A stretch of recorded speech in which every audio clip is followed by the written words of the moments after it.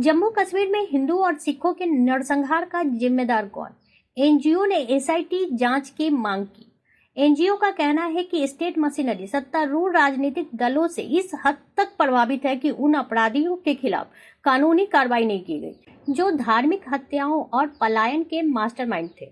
1979 से 2003 के दौरान जम्मू कश्मीर में हिंदुओं और सिखों के नरसंहार में कौन लोग शामिल थे, इन्हें किन किन लोगों की सहायता मिली, इन अपराधियों की पहचान के लिए विशेष जांच दल एसआईटी का गठन करने की मांग की गई है। बी द सिटीजन नाम के गैर सरकारी संगठन ने भारत सरकार के समक्ष यह मांग रखी है। एनजीओ ने भारत सरकार की ओर से गठित एसआईटी की रिपोर्ट के आधार पर आरोपियों पर मुकदमा चलाने की बात कही है। इन लोगों ने जम्मू कश्मीर के उन हिंदुओं और सिखों का जनगणना कराने की भी मांग की है जो आज देश के विभिन्न हिस्सों में रहने को मजबूर है। इन एनजीओ ने भारत सरकार से अपील की है कि जनवरी 1990 में पलायन के बाद यहां हुई सभी संपत्तियों की बिक्री को रद्द किया जाए, चाहे वो धार्मिक हो, आवासीय हो, कृषि हो, वाणिज्य हो, संस्थागत हो, शैक्षणिक हो या कोई अन्य अचल संपत्ति हो। एनजीओ का कहना है कि स्टेट मशीनरी सत्तारूढ़ राजनीतिक दलों से इस हद तक प्रभावित है कि उन अपराधियों के खिलाफ कोई कानूनी कार्रवाई नहीं की गई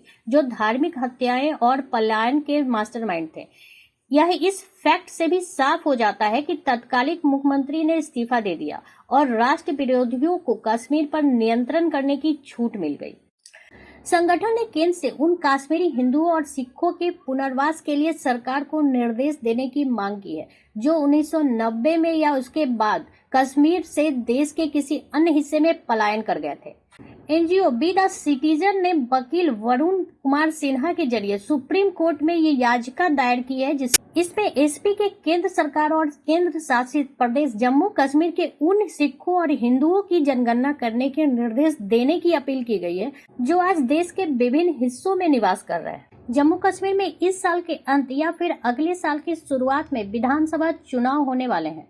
अनुच्छेद 370 की समाप्ति के बाद अब तक वहां चुनाव नहीं हुए हैं। चुनाव के मद्देनजर इस बीच नेशनल कॉन्फ्रेंस और भारतीय जनता पार्टी के गठबंधन को लेकर अलकटबाजियां होने लगी। लोगों ने इसके लिए नेशनल कॉन्फ्रेंस के उपाध्यक्ष अमर अब्दुल्ला और बीजेपी के प्रदेश अध्यक्ष रविंद्र रैना के ट्वीट पर हुए संवाद का सहारा लिया है। उमर अब्दुल्ला ने जम्मू कश्मीर बीजेपी के प्रदेश अध्यक्ष का एक बयान की प्रतिक्रिया देते हुए शुक्रवार को कहा, न तो राजनीतिक विरोधी एक दूसरे के दुश्मन होते हैं और न ही राजनीतिक विभाजन और नफरत के लिए हैं। उनकी इस टिप्पणी को ट्विटर पर लोगों ने हाथों हाथ लिया है। एक यूजर ने इसे नेशनल कॉन्फ्रेंस और भारतीय जनता पार्टी के बीच पिछले दरवाजे से समझौते का संकेत करार दिया है।